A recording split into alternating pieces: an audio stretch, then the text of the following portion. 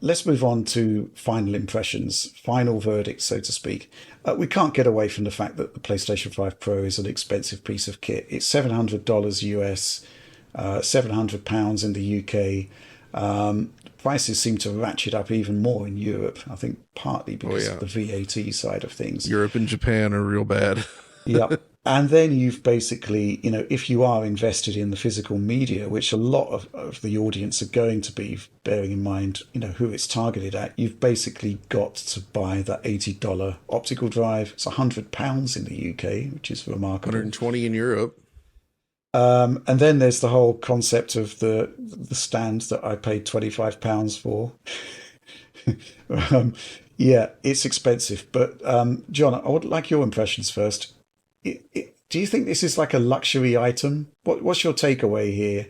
Wow, that's an interesting question. I mean, clearly, when you look at the price point, yes, it is a luxury item for sure. More so than the PS4 Pro, I think, which was priced to essentially replace the base PS4, right? That's not the case here. And it becomes even worse. You mentioned the disk drive MSRPs, but good luck getting one at the MSRP right now. They are Yep. exceptionally pricey online as a result of low stock. So I hope Sony can resolve that quickly enough. Um, but there are things about it that are a little like people loved in the unboxing the way you tore open that packaging like Hulk, right? It was funny, if a bit excessive. Uh, Problem is like for a product that costs north of 500 in every region at this price level, I really feel like they let people down in terms of the packaging. It doesn't really matter for the overall product, but like you expect something a little bit more premium, right? Like you can still have that Apple like experience. I mean, Microsoft does it with the Xbox Series X, I would say, which feels Oh very yeah. premium when you open that box. Like just having that flimsy cardboard sleeve and this like artery slicing plastic or the cardboard in there, it's very cheaply put together.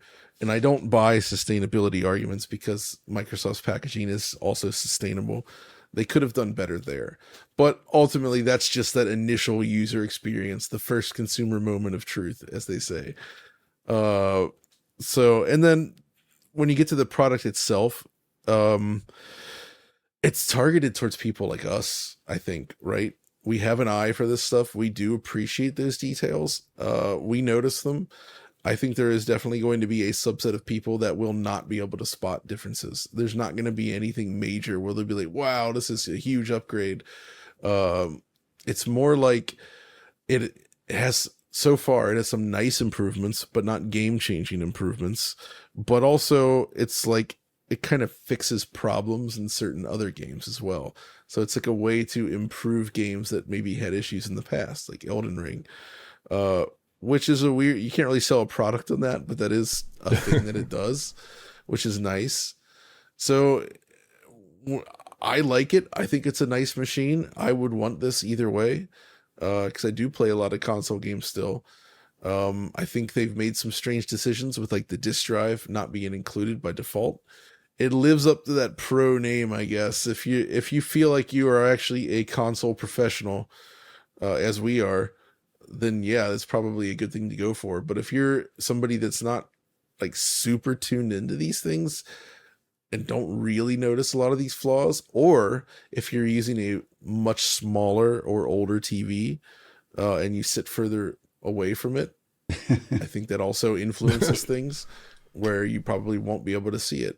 But if you're like me using a fairly big TV, I think Rich and I were both using 77-inch now, and I sit rather close to it, so the benefit is extremely obvious to me.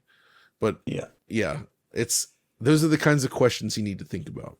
Okay. Before I go to you, Oliver, I just want to say, John, that ripped cardboard recycles just as well as intact cardboard. And I don't Yeah, need the box of my PS5 Pro. I'm not going to sell it or anything. I'm not going to repackage it and put it into storage. It's going to be used. It's not the sort of packaging, as you say, it's not high quality packaging that you want to keep no, forever. no. It's disposable, Actually, right? there is one more point I want to mention for the betterment of the audience is the experience of getting the system and transferring your stuff over. If you do the system transfer, it is long, but there's a nice thing here that we have to mention. Actually, two nice things. If you take out the NVMe drive, if you installed an additional NVMe drive in your PS5, you can just transfer that to the Pro, and it will work. Oh, cool. You don't need to re-download everything. The only caveat there is if you plug in your new PS5 Pro, start to download some games, then power it off, and then put the drive in there, and there's a duplicate, it will delete those duplicates from the NVMe, the ones that are already being installed or partially installed on the main system. So I recommend doing that switch right away, and they will just appear in your game catalog, which is awesome. Uh, Lastly, there's the battery. There's the CMOS. I guess it's like a CMOS. It's the little Yeah. dime battery, Yeah. right? Hmm. There was all the talk about the activation and things and needing to replace batteries in consoles with like the PS4 and the PS3, right? It's inevitably something that's going to happen with the PS5 years in advance.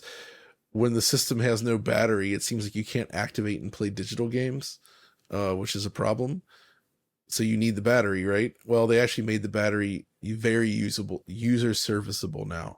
There's a little port under one of the plates, just like That's the great. NVMe drive, where you can pop it right out. So good thing to know. Yeah. I'm going to come to you now, Oliver, for your final impressions, but I do know that directly after the playtest you did at Sony HQ, I asked you exactly the same question. And and I'm guessing that your Yeah. opinion probably hasn't changed that much.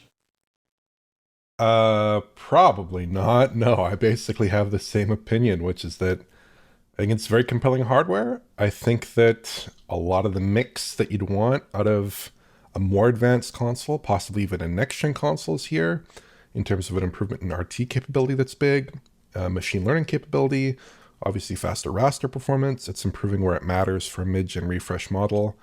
That's especially important here because there's kind of an open mandate for developers in terms of what they do.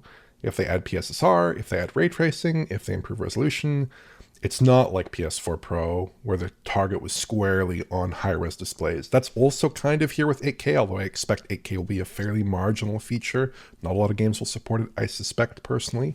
It's going to be much more about like these settings improvements and image quality improvements that you might get from PSSR and things like this, more interesting things that developers will hopefully do with the console. At the same time, I think the early software, there's some really strong efforts from Sony in particular, from Square Enix. There's some very strong stuff there where you're basically getting 4K 60 performance modes, subjectively speaking, good looking 4K 60 performance modes with PSSR in a lot of titles. In Horizon without PSSR, but incredible image quality there. You're getting really, really high quality software that is taking advantage of the console in a good way, especially for early efforts. But there are also some games that aren't faring so well. Obviously, we talked about Dragon Age, we talked about Dragon's Dogma, we talked about Alan Wake a little bit in some image quality aspects, at least in Alan Wake. So I do think that developers maybe need to get to grips with the hardware a bit more. Maybe target resolutions might need to change. Output resolutions might need to change. Things like this, visual features might need to change in terms of what developers are targeting for their pro modes as well. But overall, I like new console hardware. And the PS5 Pro is very bold and interesting new console hardware, breaking some new ground and creating a new class of experiences, importantly, above PS5, above Series X, something that's going to give you the best experience on consoles in all likelihood for most software. And I'm looking forward to covering it. I'm looking forward to seeing what developers do with it. It should be fun to untangle what developers are doing on the Pro here. And it's going to deliver hopefully a pretty high-end experience for console users. So yeah, I do think that if you want a better PS5, if you have a bit of money to spare, I think the experiences today perhaps aren't necessarily what you're buying it for. It's the experiences in the future and the experiences that we see it can deliver in titles like F124, in titles like GT7, in titles like Horizon Forbidden West, in titles like The Last of Us, in titles like Ratchet and Clank, in titles like Final Fantasy VII Rebirth. It's those games that you're looking out for, and there I think you're going to see more software like that in the future. You're going to see more compelling experiences, and you're going to see some value out of that unit that you might buy today, and you might get a pretty compelling experience out of it. I think that's where you're going to be with the PS5 Pro. Yeah, my sort of final thoughts on this are pretty straightforward. You know, if you look at the concept of paying more for more features and more performance, it's basically the standard sort of thing on PC, right? You know, nobody's really having discussions there saying I can't really tell the difference between my 4070 and my 4060 because, it's quantifiably different. The PlayStation 5 Pro is quantifiably different and quantifiably better than the standard PlayStation 5. The issue here is that developers are actually specifically targeting that standard model to get a good experience. So basically, it comes down to this: standard PlayStation 5, a good experience. And that good experience would be good for probably the majority of the market. Maybe the majority of the market still have 1080p screens. We don't have that visibility at the moment. We don't have that telemetry that the platform holders do. But even a 4K screen at longer distance, it's still going to be great. The PlayStation 5 is still a really good console, as is the Xbox Series X. That doesn't change. So you have good with the base unit, and then you have better with the Pro. And if you look at the sales split of the PS4 Pro and the PS4, it was like, I think it was like 80-20. And so there are 20% of the audience that want a better console. And I suspect it's going to be exactly the same thing for the PlayStation 5 Pro. There'll be a minority of users that want to pay more to get more. And this applies to all levels of consumer electronics. I mean, I've got a Samsung Galaxy S24 Ultra. I don't really need one because, cheaper phones would do most of the same job. But, I had the funds to spare. I wanted the better performance and the better features, so I paid for it. And that's exactly what the PlayStation 5 Pro is doing. What I will say is that the concept of a $700 console, in terms of expanding the audience, it's going to do nothing, I don't think. I don't think that's going to change anything there. And then, of course, going forward, if the idea is that, cutting edge silicon, you need to pay more for it, where does that leave the next generation of consoles? That is a bit of a challenge. That is problematic, I think. And I'm going to be really interested to see how the traditional console manufacturers, Sony, Microsoft, even Nintendo, handle that. But right now, you have got this problem of a $700 console, and I think that's possibly not an issue when you're talking about a niche product. But moving into the mainstream with the next generation, I don't think you can put out a console for $700. But that's a problem that the platform holders are going to have to deal with in a few years' time. For right now, as I said, you've got good with a $500 console. I guess it will get discounted in Black Friday. And you've got better with the Pro as a $700 console. If you can tell the difference, we've done a pretty good job of highlighting how the Pro improves matters. If you can tell the difference, if you have the funds, well, it's the best console available at the moment, I'd say. I don't think there's any real contesting of that. And that's what I think.